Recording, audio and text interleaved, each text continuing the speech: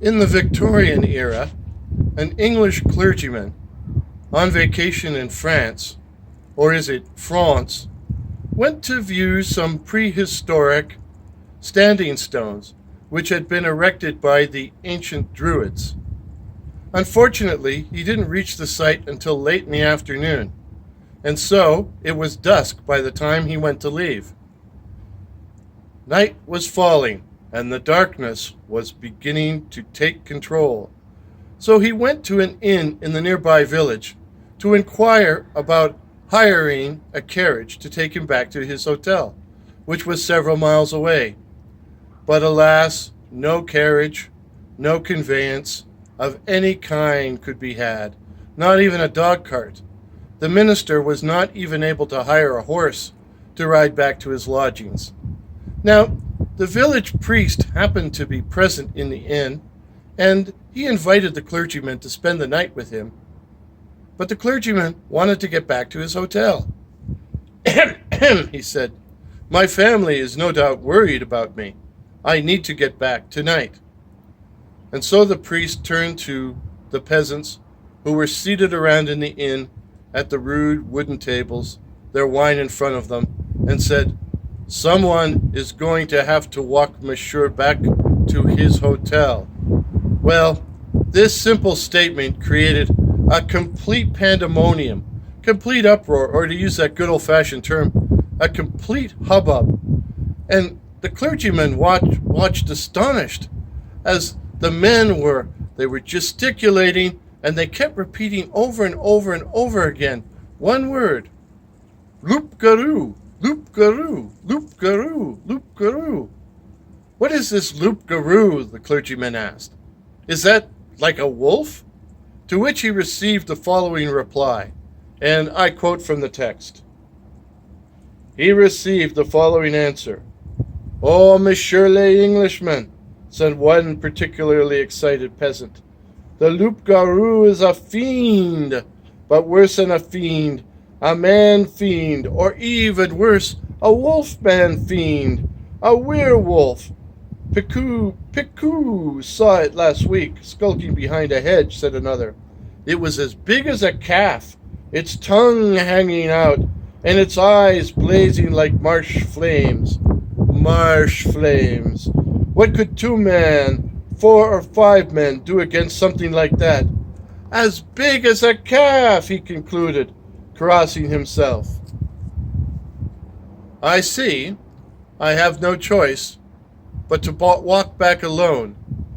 I see I have no choice but to walk back alone, in the dark," the clergyman said coldly. But monsieur, the Loup Garou," sputtered a peasant. "My good man," the minister said with disdain, "the Loup Garou does not concern Englishmen." And with that, he gathered up his walking stick and his hat, and he headed for the door.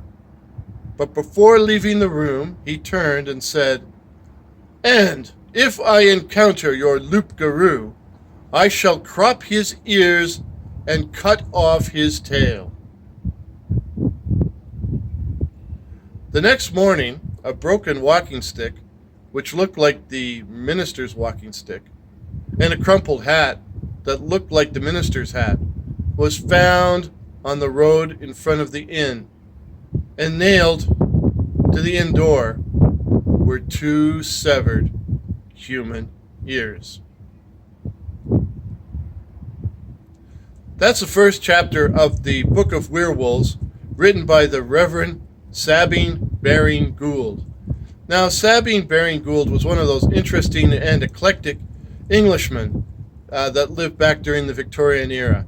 He wrote novels, he collected folk songs, he wrote books on travel, history, and mythology, and in 1865 he wrote the Book of Werewolves, which delves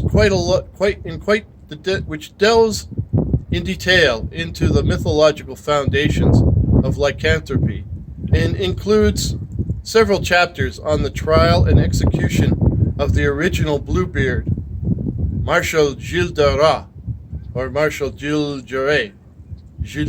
I'm never quite sure how you pronounce that name.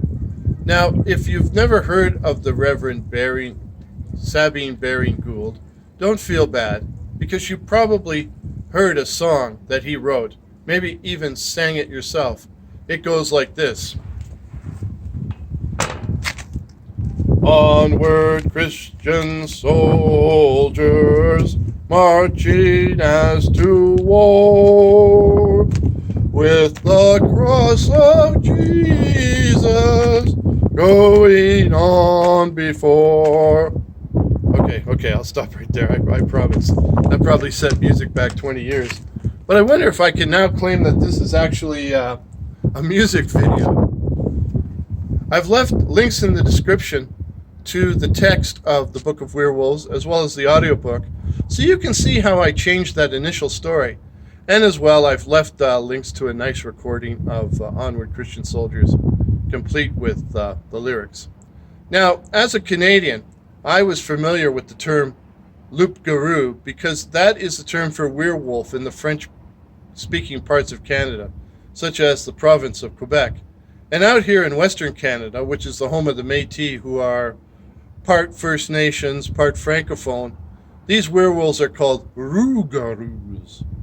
Loup Garous. It's fun to say.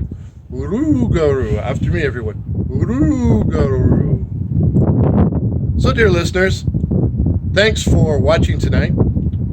Stay safe. Stay subscribed. Hit the bell so you don't miss any of my upcoming videos. If this is your first time visiting my channel, my name is Warren, and I write and tell original ghost stories and original horror stories. So please consider subscribing. And, of course, stay hungry. I'm now going to ask the lovely and talented camera crew to give us a panorama shot of a very ominous storm which seems to be approaching. So if this video seems a little rushed, it's because we wanted to get it in before the rain and the hail starts to fly. And who knows, around here, maybe even a tornado. So, till midnight, cheers.